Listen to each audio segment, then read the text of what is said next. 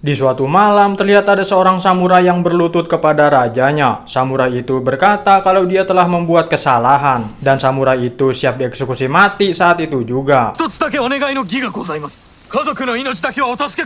Saat itulah ada si anak raja yang berkata kepada ayahnya kalau samurai itu telah mengabdi selama puluhan tahun dan meminta untuk memaafkannya.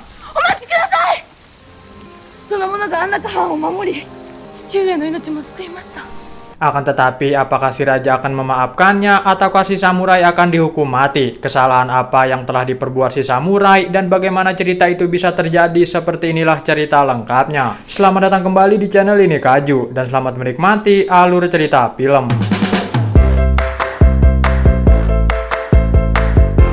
Film ini dimulai dengan seorang narator yang menjelaskan selama 260 tahun Jepang melindungi negaranya dengan cara menutup diri dari pendatang asing. Namun semua itu berubah ketika kapal hitam dibiarkan masuk. Jepang mengalami perubahan drastis di era yang bergejolak ini. Kapal itu berlayar di tepi pantai, lebih tepatnya di daerah Puhe.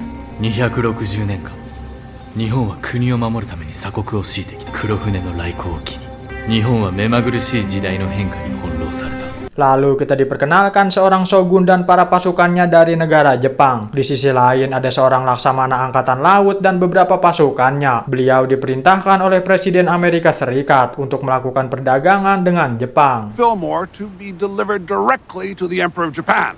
Contact or Congress of any kind. I am Commodore Perry of the United States Navy. Akan tetapi karena kedua belah pihak saling tidak mengerti bahasa mereka, kerjasama itu pun menjadi sedikit rumit. What do the blighters say? Negara Amerika menunjukkan beberapa benda miliknya, seperti alat komunikasi yang bernama telegraf, sebuah kamera yang bisa langsung mencetak foto, sebuah minuman yang bernama wine, dan yang paling mencolok adalah sebuah senjata yang terbuat dari logam. Senjata itu dijuluki pembela kedamaian. Senjata itu bernama revolver berkaliber 44 yang berisi 5 peluru, yang lebih dikenal sebagai pistol. Dan inilah Samurai Marathon 1855. Beralih ke sebuah kota, lebih tepatnya kediaman Raja Anjong. Kita juga diperkenalkan anak dari Raja Anjong bernama Kueji. Kueji memberikan sebuah lukisan hasil buatannya. Tetapi Raja Anjong membakar lukisan itu karena dia tidak suka dengan budaya barat dan juga melarang putrinya untuk pergi ke wilayah Edo. Malahan Raja Anjong menjodohkan Kueji dengan salah satu anak buahnya bernama Kojiro. あん中を治めなければならん。藤村なら家柄もよい。江戸に行くこともならん。 Ya, budaya orang-orang barat sampai mengganggu pikiran Raja Anjong. Dia menganggap kalau pistol itu adalah musuh, dan Raja Anjong berniat mengalahkan pistol itu.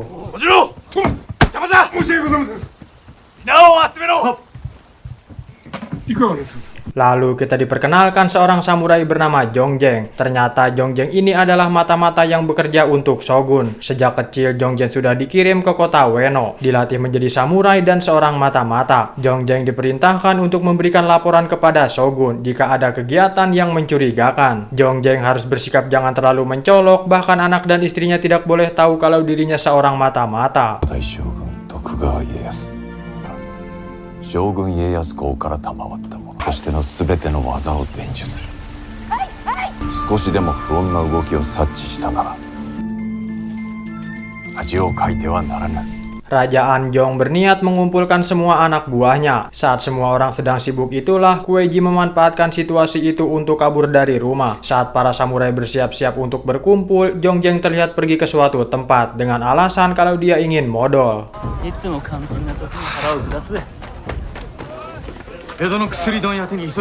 Ternyata Jongjeng pergi ke sebuah pos pengantar surat untuk memberikan kabar kepada Shogun kalau Raja Anjong melakukan sesuatu yang mencurigakan, yaitu mengumpulkan semua samurainya, dan sepertinya Raja Anjong ingin melakukan sebuah penyerangan.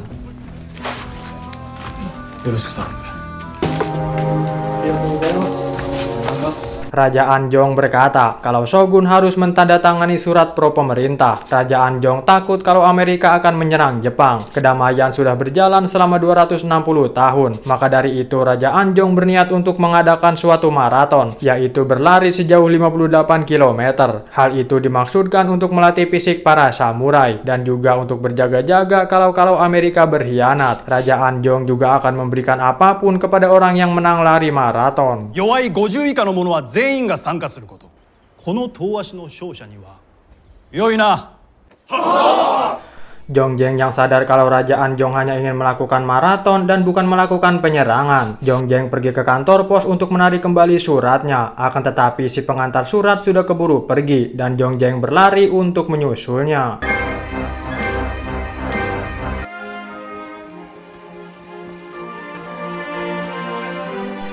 Di kediaman Raja Anjong, para anak buah baru menyadari kalau Kueji kabur dari rumah. Bersamaan dengan itu, Kueji terlihat sedang berada di sebuah sungai. Lalu dia bertemu dengan seorang gelandangan dan pertarungan tidak terelakkan lagi.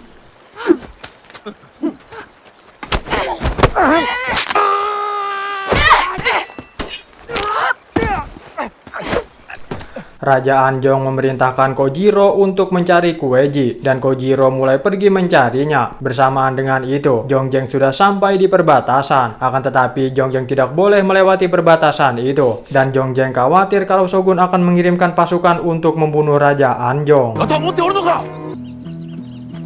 江戸はおそらく死角をよこすだろう。 Kueji memiliki ide untuk menukar bajunya, sedangkan si gelandangan diperintahkan untuk memberikan baju bagusnya kepada samurai dengan tujuan agar Raja Chongjeng menganggap Kueji sudah mati dan Raja Chongjeng berhenti mencarinya. Akan tetapi setelah gelandangan itu bertemu dengan Kojiro, inilah yang terjadi.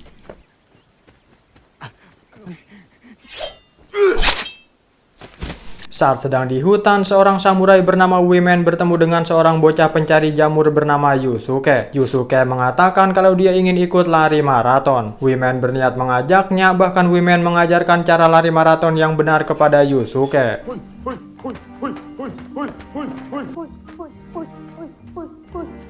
Di pinggir sebuah sungai terlihat seorang samurai yang berjanji kepada pacarnya kalau dia akan memenangkan juara satu lomba maraton. Bersamaan dengan itu, ada samurai yang dikenal dengan larinya yang sangat cepat. Samurai itu bertemu dengan seseorang pria yang kaya raya. Pria itu menawarkan uang kepada si samurai. Akan tetapi samurai itu tidak boleh juara satu dalam lomba maraton. Sesampainya di rumah, samurai itu pun bertanya kepada istrinya. Jika diberikan pilihan uang atau juara maraton, mereka lebih memilih yang mana. Tidak disangka dengan ekonomi yang begitu sulit, sang istri pun lebih memilih juara maraton. Dari situ kita bisa mengambil kesimpulan kalau tekad para samurai ini tidak main-main.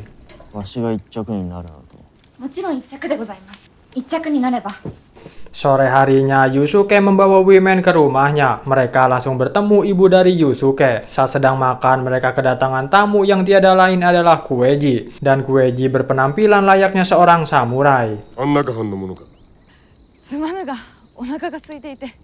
Malam harinya, Kojiro membawakan baju milik Kueji. Tidak lupa dia juga membawa kepala si gelandangan. Akan tetapi Raja Anjong tidak percaya kalau Kueji sudah mati. Raja Anjong memerintahkan Kojiro untuk terus mencari Kueji. Kueji sendiri terlihat sedang makan di rumah Yusuke bersama ibunya dan juga Wimen.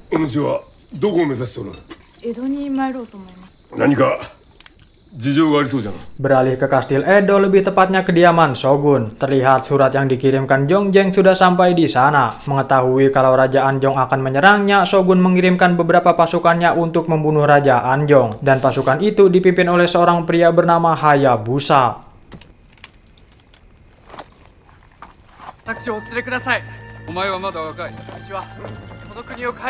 Saat sedang beristirahat, salah satu anak buah menanyakan apakah orang Amerika memiliki pistol yang sangat banyak, dan Hayabusa menjawab iya, bahkan orang Amerika memiliki yang lebih besar. Mendengar hal itu, si anak buah pun mengira kalau Amerika sangat kejam sekali. Pagi harinya terlihat para peserta maraton sedang melakukan registrasi ulang. Kueji juga ikut mendaftar dengan menggunakan nama palsu agar dirinya tidak dikenali. Dan perlombaan lari maraton resmi dimulai.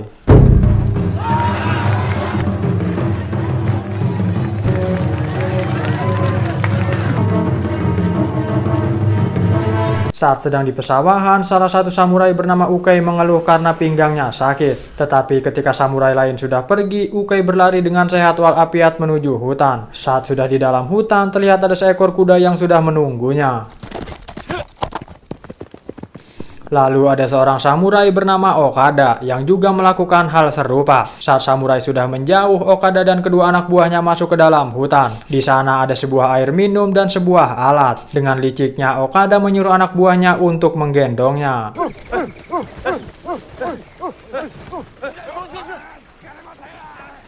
Ukei sendiri terlihat memberikan arahan kepada pasukan Shogun. Bersamaan dengan itu, Okada sudah kembali ke jalur utama.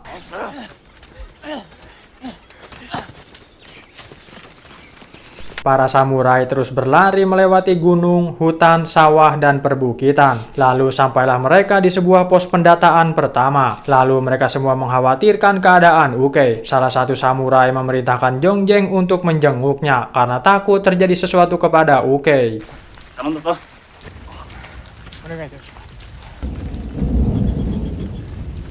Singkat cerita, tibalah para samurai di pos pendataan kedua. Di sana mereka mendapatkan makanan dan juga minuman. Bersamaan dengan itu, Kueji yang juga ikutan maraton malahan memanfaatkan hal itu dengan pergi ke Udo. Akan tetapi para penjaga di sana menyadari kalau itu adalah Kueji. Para penjaga menahan Kueji dan meminta Kueji untuk mengerti posisi mereka. Karena kalau sampai Raja Anjong tahu putrinya pergi, para penjaga akan dalam bahaya.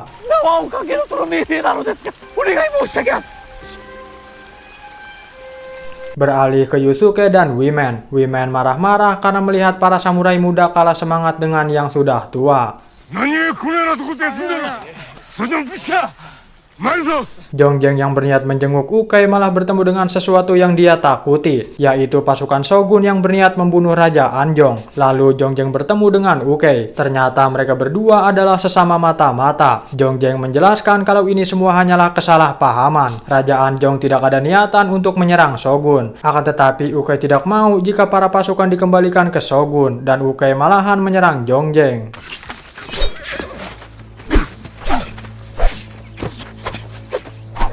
Menyadari Jongjeng tidak bisa terus bertahan, dia mulai mengeluarkan pedangnya dan pertarungan masih terus berlanjut.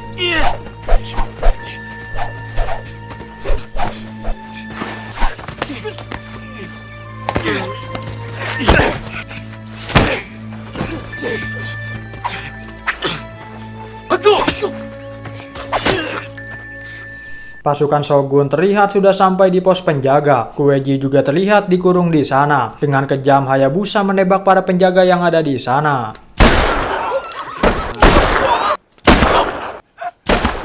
Kueji sendiri terlihat kabur dari kurungannya. Meskipun sempat ditembak, tetapi Kueji berhasil selamat.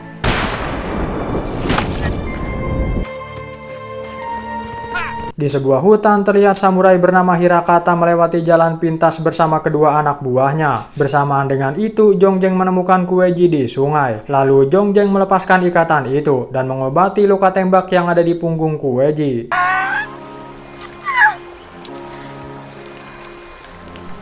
Hirakata dan kedua anak buahnya melewati jalan pintas yang sangat suram. Saat Hirakata berjalan duluan, anak buah yang bernama Okashima mendorong anak buah satunya. Lalu mereka berdua bertemu dengan seekor beruang yang membuat mereka harus melewati tali itu. Akan tetapi ketika Hirakata masih bergelantungan, Okashima memotong tali itu.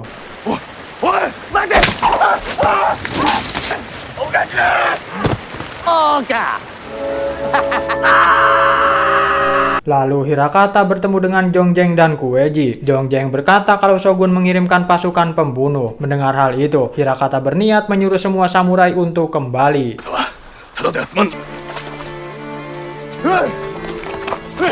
Okashima yang sudah kembali dengan para samurai lainnya bertemu kembali dengan Hirakata yang langsung memenggal kelapanya, dan Hirakata memerintahkan semua samurai untuk kembali ke kota.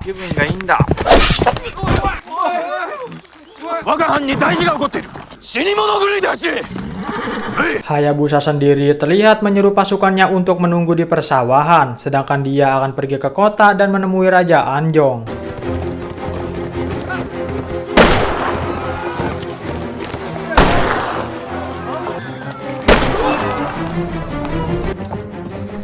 Setelah bertemu dengan Raja Anjong, Hayabusa tidak langsung membunuhnya, melainkan dia bernostalgia karena kota ini adalah tempat kelahirannya. Raja Anjong juga heran mengapa Shogun ingin membunuhnya, padahal Raja Anjong hanya ingin melakukan sebuah maraton. ならず者ごときに城を取られたとなれば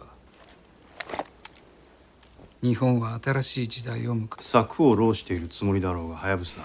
Para samurai yang melihat pos penjaga sudah habis dibantai sangat terkejut melihatnya. Saat akan kembali ke kota, mereka bertemu dengan pasukan Hayabusa dan bentrokan tidak terelakkan lagi.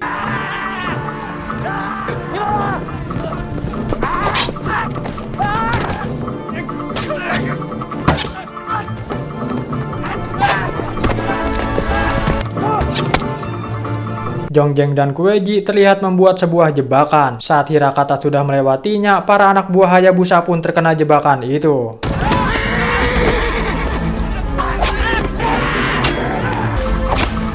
Setelah pertarungan selesai, mereka pun mengumpulkan semua petarung yang gugur, baik dari pihak samurai maupun dari pihak Shogun. Lalu mereka semua mulai kembali ke kota.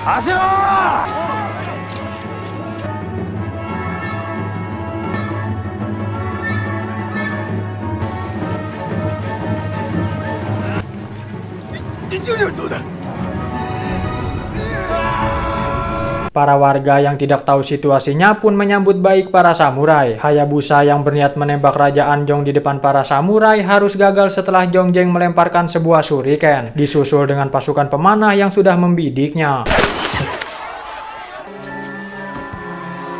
Raja Anjong yang bahagia karena putrinya sudah kembali hampir saja ditikam oleh pelayannya. Tapi lagi-lagi Jongjeng menyelamatkannya menggunakan sebuah shuriken.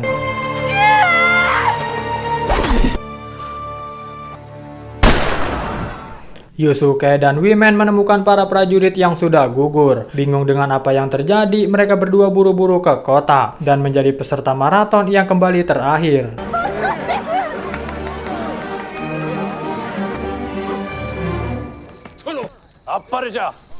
Saat semuanya sudah berkumpul, Jongjeng bersujud dan menjelaskan semuanya. Yang pertama, kalau dia adalah seorang mata-mata. Yang kedua, mengapa Shogun mengirimkan pasukan pembunuh. Itu juga karena ulahnya. Mengetahui Jongjeng adalah seorang mata-mata, istrinya sangat dibuat terkejut. Jongjeng bersedia dieksekusi mati saat itu juga. Tetapi dia meminta untuk jangan sentuh anak dan istrinya.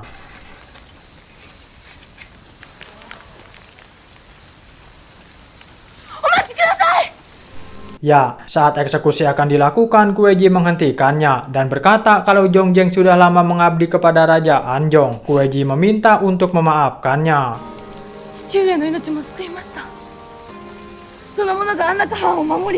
Pada akhirnya Raja Anjong memaafkannya. Dia mengirimkan Jongjeng kembali ke Edo dan sampaikan pesan Raja Anjong kepada Shogun kalau dia setuju Jepang bekerja sama dengan Amerika. Otabi 金沢陣内は取り寄せた薬を誤って服用し、そこから新しい薬を取り寄せねばならぬかもしれない。 Menyadari Jongjeng akan pergi ke Edo, Kueji memanfaatkan hal itu untuk pergi ke sana dan pada akhirnya Jepang dan Amerika sepakat untuk bekerja sama. Itulah bagaimana sejarah terciptanya lomba lari maraton, yang acara maraton sendiri sering diadakan sampai sekarang.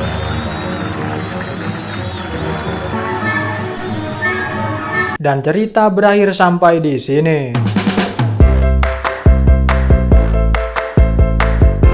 Walaupun pertarungannya hanya ada sedikit, tetapi film ini masih sangat seru untuk ditonton. Terlepas dari Jongjeng yang mengakui kesalahannya dan siap dieksekusi mati, kita bisa mengambil sebuah pesan, yaitu Jongjeng menunjukkan kehormatan dan dedikasi yang tinggi dalam menjalankan tugas dan mempertahankan harga diri dan nilai-nilai yang dia miliki. Itu gua Kaju, satu dari triliunan kaum rebahan yang ada di dunia ini, mengucapkan terima kasih dan sampai jumpa di video selanjutnya. Jangan lupa subscribe karena gua berharap kita bisa berteman.